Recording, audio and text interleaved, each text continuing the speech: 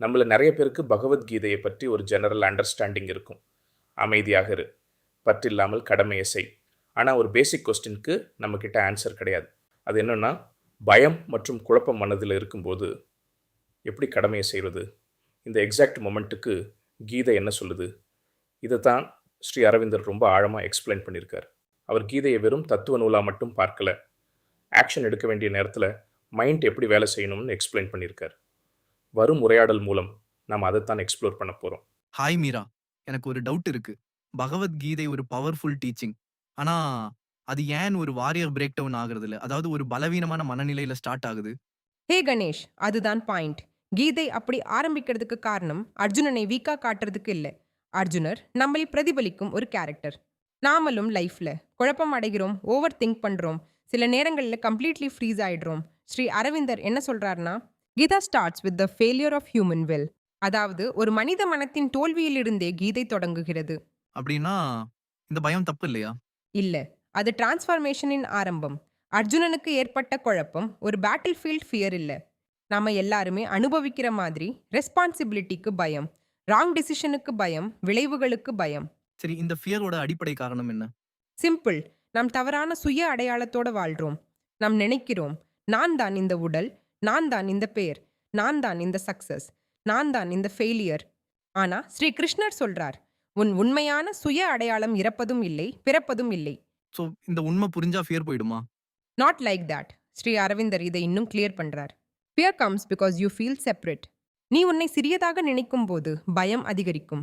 ஒரு பெரிய ஃபோர்ஸோட நீ உன்னை கனெக்ட் பண்ணும்போது பயம் குறையும். ஸோ இந்த முழு புரிதல் வரும் வரைக்கும் காத்திருந்து ஆக்ட் பண்ணணுமா? அதுதான் பெரிய மிஸ்டேக். கீதை பயம் முழுவதுமாக மறைந்த பிறகு செயல்படு என எங்கும் சொல்லவில்லை. கிருஷ்ணர் சொல்வது, இப்பொழுதே எழுந்து போராடு. அப்படின்னா ஆக்ஷன் ஃபர்ஸ்ட் என்கிற அணுகுமுறை கரெக்டா? S, correct. ஸ்ரீ அரவிந்தர் சொல்றார், செயல்தான் உள் வலிமையை வளர்க்கும் வழி. செயல்பட்டால் பயம் குறையும், அவாய்ட் பண்ணினா பயம் அதிகமாகும். என்னுடைய பெரிய பயம் என்னன்னா தோல்வி பயம், ஃபியர் ஆஃப் ஃபெயிலியர். அதுதான் எல்லாருக்கும் இருக்கும் பயம். கிருஷ்ணர் சொல்றாரு, உன்னுடைய செயல்களுக்கு மட்டும்தான் உனக்கு உரிமை உண்டு, ரிசல்ட்டுக்கு இல்லை. அப்படின்னா ரிசல்ட்டை இக்னோர் பண்ணணுமா? இக்னோர் பண்ண வேண்டாம், அதே நேரம் அட்டாச் ஆகவும் வேண்டாம். நம்ம பிரச்சனை ஃபெயில் ஆயிட்டா நான் ஒர்த்லெஸ்ன்னு நினைக்கிறது. இந்த டிட்டாச்மெண்ட் எப்படி பாசிபிள்?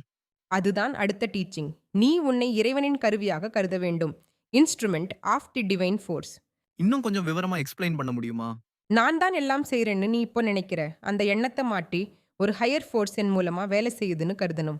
இதை தான் Sri Aravindar be a conscious instrument of the divine அப்படின்னு சொல்றார். அப்படி செஞ்சா பயம் குறையுமா? நிச்சயம் குறையும். ஏன்னா சக்சஸ் அண்ட் ஃபெயிலியர் ரெண்டுமே உன்னோடது இல்லைங்கிற எண்ணம் வரும்போது அங்க பயத்துக்கு வேலை இல்லை. ஆனா எமோஷன்ஸ் ஃப்ளக்சுவேட் ஆகுது.